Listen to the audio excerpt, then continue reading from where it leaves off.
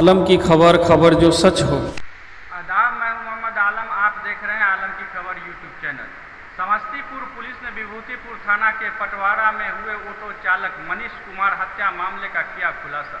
Rosera SDPO Shivam Kumar के सूझबूझ ने जहां निर्दोष को फंसने से बचा लिया, वहीं दोषी संजीत कुमार उर्फ सुजीत कुमार एवं हथियार उपलब्ध कराने वाला आरोपी सुमन कुमार राम को हथियार के साथ एसआईटी की टीम ने गिरफ्तार कर लिया है। देखें पूरी वीडियो। समस्तीपुर पुलिस अधीक्षक विनय तिवारी इस मामले को लेकर पत्रकारों को दे रहे हैं जानकारी। मार्च महीने में विभूतिपुर थाना में एक ऑटो के अंदर ही एक डेड बॉडी मिली थी। गोली मार करके हत्या कर दी गई थी ऑटो चालक मनीष कुमार की। ये हत्याकांड मार्च महीने का है, करीब 4-5 महीने पहले का।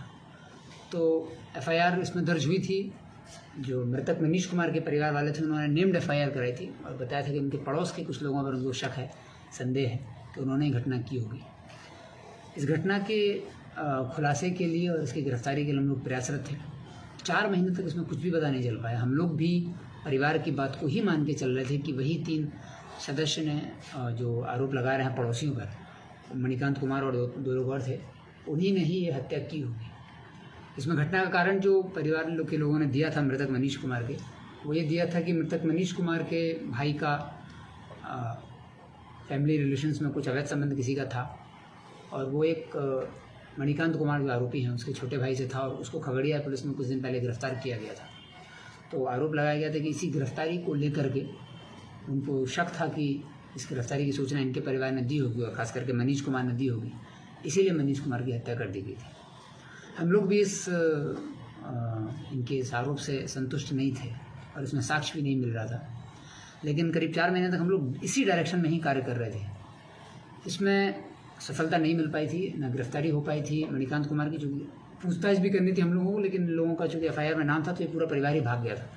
जब मणिकांत कुमार से ना पूछताछ हुई, ना ही इन्होंने अपना सामने कोई सफाई साक्ष्य भी प्रस्तुत किया कि ये लोग निर्दोष हैं। लेकिन इसमें अनुसंधानकर्ता का रोल और एसडीपीओ साहब का रोल बहुत अच्छा रहा कि इन लोगों ने कई बार रहा कि भाई इसका जो है अब तक डिटेक्शन नहीं हो पाया, जल्दी डिटेक्शन करिए, लेकिन इन लोगों ने उसमें कोई भी गिरफ्तारी या पूछताछ के मामले पर प्रोग्रेस नहीं हो पाई थी। लेकिन इन 4 महीने बाद जब इन लोगों को एक लीड मिली कि ये घटना जो है वो पूरी तरह परिवार ने कंफ्यूज कर दिया, पुलिस को फैब्रिकेट किया इन्होंने कहानी, इसके पीछे कुछ और रियलिटी है।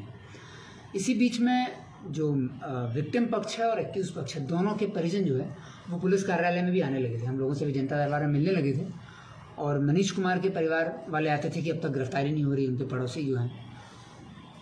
और जब इस बारे में हम लोगों ने देखा फाइल में तो केस तो उसमें सही दिशा में जा रहा था, लेकिन बहुत कंक्लूसिव एविडेंस नहीं था। और जो मणिकांत कुमार के परिजन थे वो भी अपने, क्योंकि वो लोग तो भागे हुए थे, लेकिन अपने दूर दराज के परिजन के माध्यम से वे साक्ष्य प्रस्तुत करने लगे कि वो लोग निर्दोष हैं। जब उन साक्ष्यों का हम लोगों ने अवलोकन किया तो हम लोगों को भी एक संदेह हुआ कि कहीं ना कहीं परिवार ने पूरी कहानी जो है फैब्रिकेट की है। इन्होंने देखा नहीं है किसी को, एफआईआर में उन्होंने जरूर लिख दिया है कि 2 आदमी को मारते हुए देखे हैं, रात के समय की घटना थी।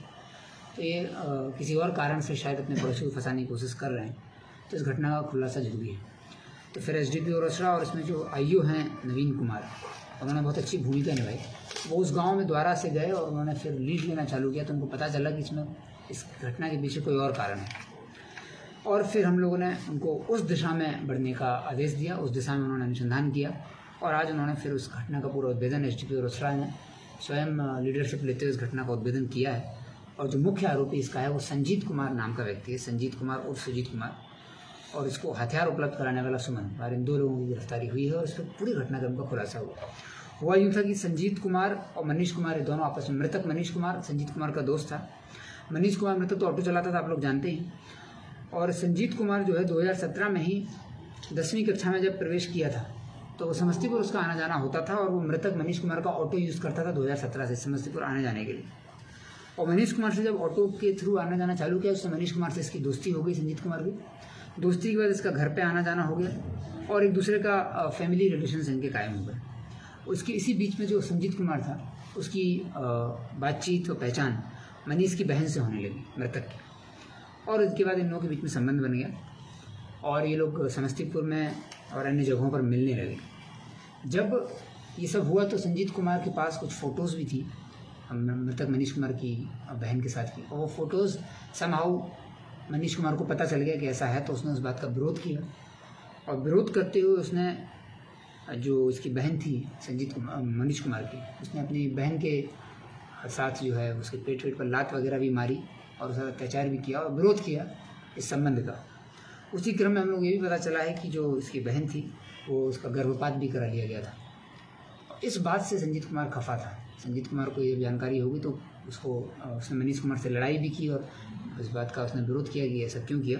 फिर लगातार मनीष कुमार अपनी बहन को मारपीट करता था और संजीत कुमार को भी धमकी देता था। तब संजीत कुमार ने इसका बदला लेने के लिए और जो गर्भपात हुआ था उसका बदला लेने के लिए मनीष कुमार की हत्या करने का प्लान बनाया और अपने दोस्त सुमन कुमार से एक कट्टा लिया, गोली ली और उसके बाद इसने रात, चूँकि इन दोनों का घर बहुत बगल बगल में, इसलिए हम लोग भी टेक्निकली बहुत कंफ्यूज हो रहे थे।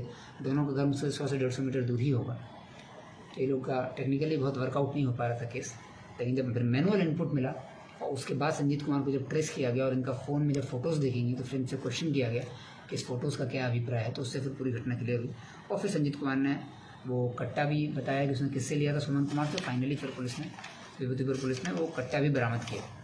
वो कट्टा बरामद हो गया जिससे घटना की गई थी। और जो पैसन मोटरसाइकिल से रात में ही आया था संजीत कुमार घटना करने के लिए, और जो टेम्पो चालक मनीष कुमार था वो अपनी टेम्पो में ही सो रहा था और डेड बॉडी भी टेम्पो में ही मिली थी। अकेला ये मोटरसाइकिल से आया था, पड़ोस में ही घर था।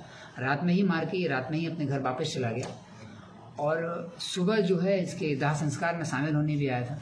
इनका चूँकि फैमिली रिलेशन था और मनीष कुमार के अलावा और कोई नहीं जानता था इन बातों को, तो ये पूरे परिवार के साथ मिलजुल के रहा, दाह संस्कार में भी रहा और सांत्वना देने के लिए। इनफैक्ट ये घटना करने के 4 घंटे के अंदर ये मृतक के घर ही पहुंच गया था सांत्वना देने के लिए। और जब इसको लगा कि पुलिस को भी उसके परिवार ने कोई दूसरा एंगल दिया है, तो फिर ये दूसरे राज्य में भी कुछ समय के लिए भाग गया था। जब ये दूसरे राज्य से गुजरात ही भाग गया था, फिर जब ये गुजरात से लौटा तो फिर जब इसकी बहन के साथ लगातार, क्योंकि इसकी बहन को भी हम लोग ट्रेस कर रहे थे और उसका जो बातचीत है वो भी हम लोग देख रहे थे, तो उस बातचीत से स्पष्ट हुआ कि इन दोनों के बीच में काफ़ी समय से संबंध चला रहा और कोई इसका विरोध कर रहा था और जो विरोध कर रहा था उसी को इन लोगों ने रास्ते से हटा दिया। संजीत कुमार ने पूरी प्लानिंग की थी। देसी कट्टा, मोबाइल, 2 मोबाइल और जो मोटरसाइकिल जिससे घटना की गई थी वो बरामद कर ली गई है। इस पूरी घटना का उद्भेदन जो है एसडीपीओ रोसड़ा के नेतृत्व में नवीन कुमार सब इंस्पेक्टर ने किया है। मैं इस पूरी टीम को बधाई देता हूँ और ये one of the most important cases है और हम लोगों के लिए एक बड़ा अच्छा सबक भी है कि 5 महीने भी लग गए सही अपराधी को पकड़ने में, लेकिन काफ़ी संवेदनशीलता से और धैर्य के साथ ही एसडीपीओ रोसड़ा ने इस केस का खुलासा किया और निर्दोष इस केस में जेल जाने से बचा। जबकि जो परिवार था, वो मृतक का परिवार पूरी तरह से किसी व्यक्ति को फंसाने का प्रयास कर रहा था, पड़ोस के लोगों को, लेकिन फाइनली वो लोग फंसने से बच गए और 5 महीने बाद भी इस घटना का उद्भेदन हो पाया। और मैं आशा करता हूँ कि पूरी टीम इसी तरह धैर्य के साथ केसेस का सही उद्भेदन करे जिससे कि अपराधी को सजा मिले। Thank you.